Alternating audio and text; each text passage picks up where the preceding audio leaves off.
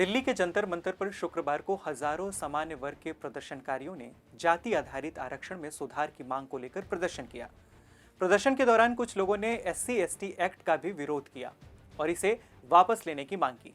नमस्ते, मेरा नाम प्रतीक है और आप देख रहे हैं भारत बज़ लाइव। दिल्ली में पेपर लीक को लेकर हुए छात्रों के आंदोलन के बाद अब आरक्षण हटाओ आंदोलन जोर पकड़ रहा है।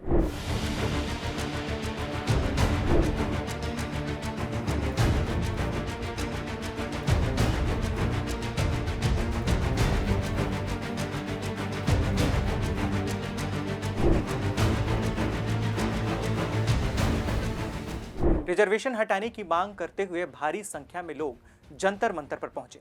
हालांकि दिल्ली पुलिस ने स्पष्ट तौर पर कहा है कि प्रदर्शन की अनुमति नहीं है। इसके बावजूद जंतर मंतर पर लोग जुटने लगे।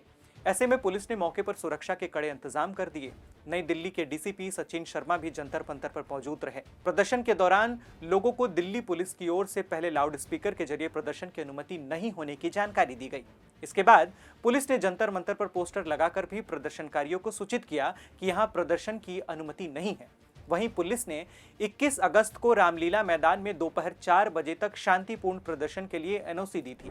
आइए जानते हैं इस प्रदर्शन का मुख्य कारण क्या है और प्रदर्शनकारी क्या कह रहे हैं। प्रदर्शनकारियों ने जाति आधारित आरक्षण व्यवस्था में बदलाव की मांग की है। उनका कहना था कि आरक्षण का लाभ उन लोगों तक पहुंचना चाहिए जिन्हें वास्तव में इसकी जरूरत है। कई प्रदर्शनकारियों ने आरक्षण का आधार आर्थिक स्थिति को बनाने की मांग की। प्रदर्शन के दौरान कुछ लोगों ने SC/ST एक्ट का भी विरोध किया और इसे वापस लेने की मांग की।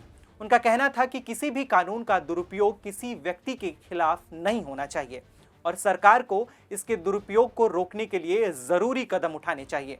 आरक्षण के नियमों में अब बदलाव की जरूरत है। प्रदर्शनकारियों ने अब स्थगित किए जा चुके UGC इक्विटी नियमों को लेकर भी नारे लगाए और सरकार से इस मुद्दे पर बदलाव की मांग की है। वहीं इस प्रदर्शन में शामिल सोशल मीडिया इन्फ्लुएंसर और यूट्यूबर अजीत भारती ने आरक्षण की समीक्षा की बात कही। उन्होंने आगे कहा कि अगर ऐसा नहीं होता है तो हम घर घर जाकर लोगों से मिलेंगे। सुनिए उन्होंने क्या कहा। सबसे बड़ी डिमांड हमारी ये है कि आरक्षण की समीक्षा हो कि हर दशक में कितना किसको लाभ इसका मिला।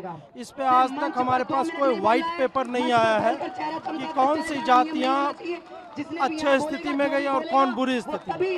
SC में 1000 जातियां ऐसी हैं जिनको आज तक आरक्षण का कोई लाभ नहीं मिला। OBC में भी 1000 जातियां ऐसी हैं जिनको आरक्षण का लाभ नहीं मिला है। तो पहला तो समीक्षा है।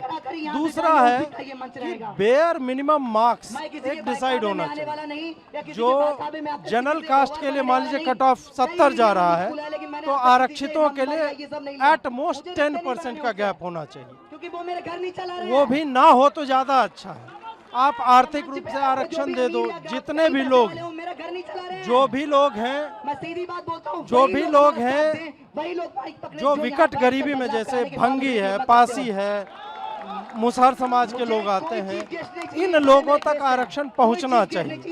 उसके बाद कोटा विद इन कोटा, उसी में 15% कोटा है तो आप उसमें बांट दो कि समीक्षा करने के बाद कि किन लोगों को सबसे अधिक लाभ मिल गया उसको आप कम कोटा कर दो, जिनको नहीं मिला उसको ज्यादा कर दो। ये सारी चीजें, ये बेयर मिनिमम है जो होनी ही चाहिए। अगर ये नहीं होगा तो हम घर घर जाएंगे, लोगों को बताएंगे। हमारे पास और कोई विकल्प नहीं बचता है। कुछ प्रदर्शनकारियों ने आरक्षण में क्रीमी लेयर का प्रावधान लागू करने और अनुसूचित जाति, अनुसूचित जनजाति और अन्य पिछड़ा वर्ग से जुड़ी नीतियों में बदलाव की मांग भी की।